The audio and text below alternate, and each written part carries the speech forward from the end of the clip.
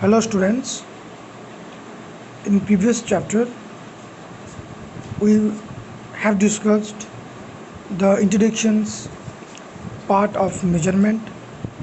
Also we have discussed the non-standard, standard units of measurement. Today we will discuss the multiples and sub-multiples of units. Why is multiples and sub-multiple of unit used in physics? Because prefixes for multiples and sub-multiples of units are used to more conveniently express a very large and a very small numbers. Note down the parts. Why is multiple and sub-multiples of unit used? Prefixes for multiples and sub-multiples of units are used to more conveniently express a very large or a very small numbers.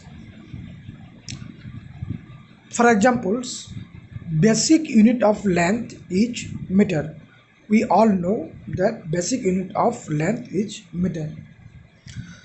So we can measure the length of a room or a table in meters, but we cannot measure the length of a pencil in meter. Why? Because in comparison to the length of room, the length of pencil is very small.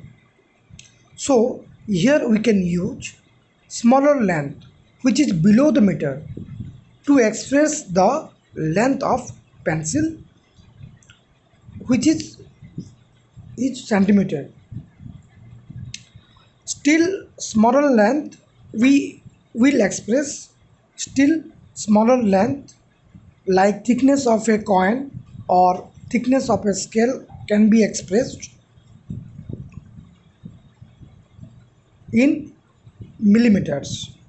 So this relation between these three units are written as under 1 meter each equal to 100 centimeters, and 1 centimeter is the unit below meter, so 1 centimeter each equal to 10 millimeters, which is below than the centimeters.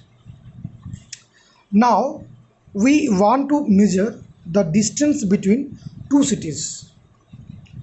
It is a big distance of, in length, it is very big than meters, so it cannot be possible to express the distance in meters, centimeters or millimeters. So we need to measure it in an unit which is above those three units, that is kilometers. Here written kilometers. So 1 kilometer is equal to 1000 meter. So here the units which are greater than the basic unit is called the multiple units, and the units which is smaller than the basic unit is called its sub multiples.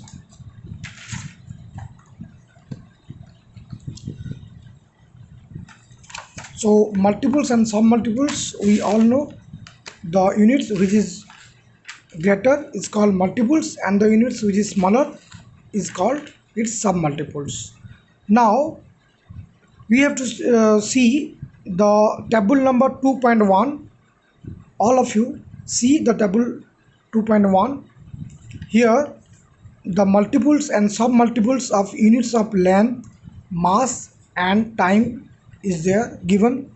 All students remember and write in your notebook.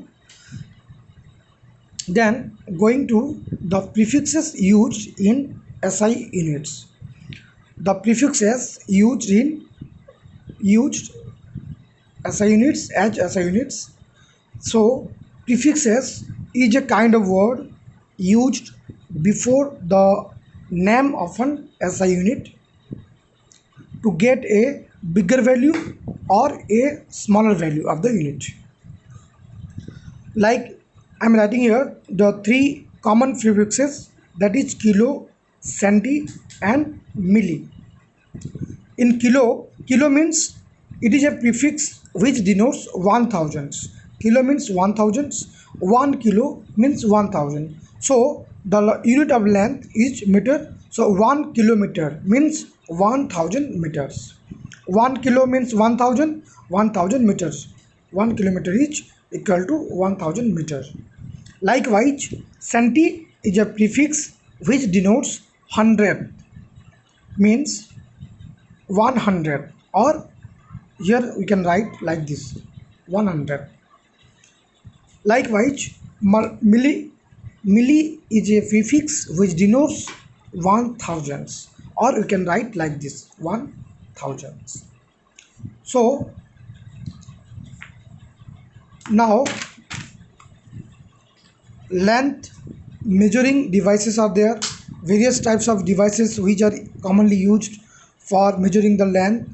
We can use like meter scale or measuring tape.